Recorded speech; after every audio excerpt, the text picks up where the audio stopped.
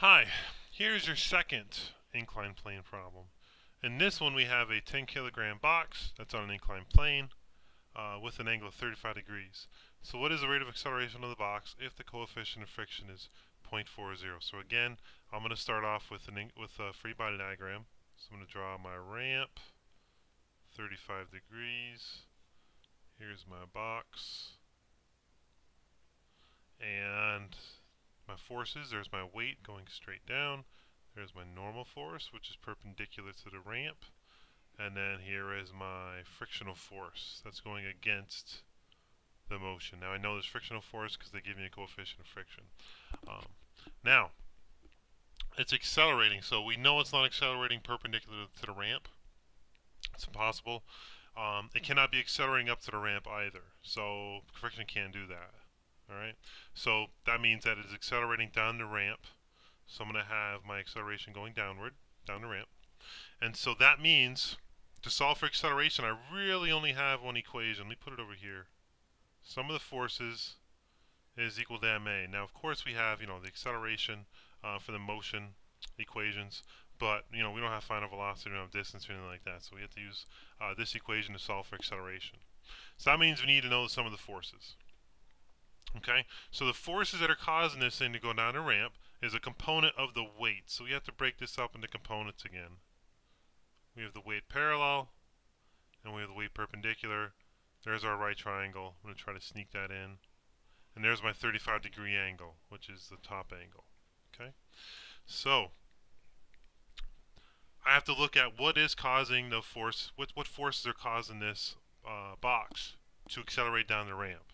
Okay, I have the weight perpendicular, the weight parallel. The weight parallel is the only component that is going down the ramp. So that is going to be my weight parallel minus, because friction is going against it. Weight parallel is going down, frictional force is going up, so that is going to be going against the weight parallel. And that's equal to the mass times acceleration. So once we have this written down, we can see what we need to solve for. Alright, so we do need to solve for the weight parallel. So weight parallel, just like last time, is opposite of the angle. And I know the hypotenuse, so opposite the hypotenuse, that's going to be sine. So sine of the angle of 35 degrees times the magnitude of weight, which I actually don't have yet, so let me solve for that here really quick. Weight is mass times gravity. Weight is, let's see, m, my mass, is 10 kilograms times gravity of 9.81 meters per second squared.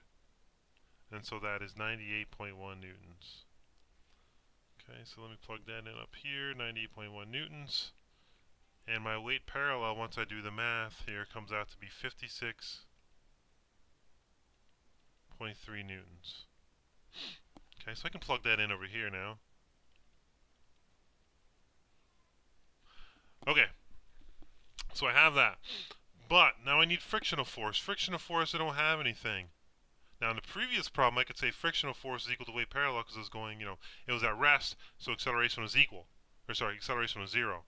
So that means the forces are balanced. But in this case, I can solve for frictional force because I have mu. So frictional force, let me sneak that in over here on the left. So frictional force is equal to mu times the normal force. So frictional force is what I'm solving for. Mu is 0.4. Multiply that by normal force. So again, I don't have the normal force. But fortunately, the acceleration perpendicular wise, it's zero. It's not accelerating at all that way. So that means that these forces are equal to each other perpendicular. So that's going to be my normal force is going to be equal to my weight perpendicular. So that means if I solve for my weight perpendicular, I know my normal force. So weight perpendicular from before was cosine because it's adjacent to the angle. I know the opposite, or so I know the hypotenuse, the weight. So that is going to be cosine. So cosine of 35 degrees times the magnitude of the weight, which is 98.1 newtons. So my weight's perpendicular ends up being 80.4 newtons. And that's also my normal force. Okay, so I can go back over here now, plug in my normal force of 80.4 newtons frictional force ends up being, what does it end up being here? 32.16 newtons. So now, I finally have the frictional force, so I can subtract that out, 32.16 newtons. And that's equal to mass. The mass was 10 kilograms times the unknown acceleration. Alright, so the acceleration is, let's see, 56.3 minus 32.16. All that divided by 10 kilograms to get the acceleration by itself. So the acceleration is 2.41 meters per second squared. Okay, so to solve for this, what I did was I first drew my free body diagram. Okay, I kind of just went ahead and jumped to an equation, so that way I can kind of see what I have to solve for. That's the second thing I did. Then I kind of saw how to solve for, you know, the weight parallel, and then the frictional force. So there I started to solve frictional force, but then I saw that I needed the normal force, which is actually equal to the weight perpendicular. And I did that here. So then I finished up my force of friction calculation. Then I kind of plugged everything back in over here, and I finally got my final answer of acceleration going down the ramp. And there's quite a bit of steps here. Okay.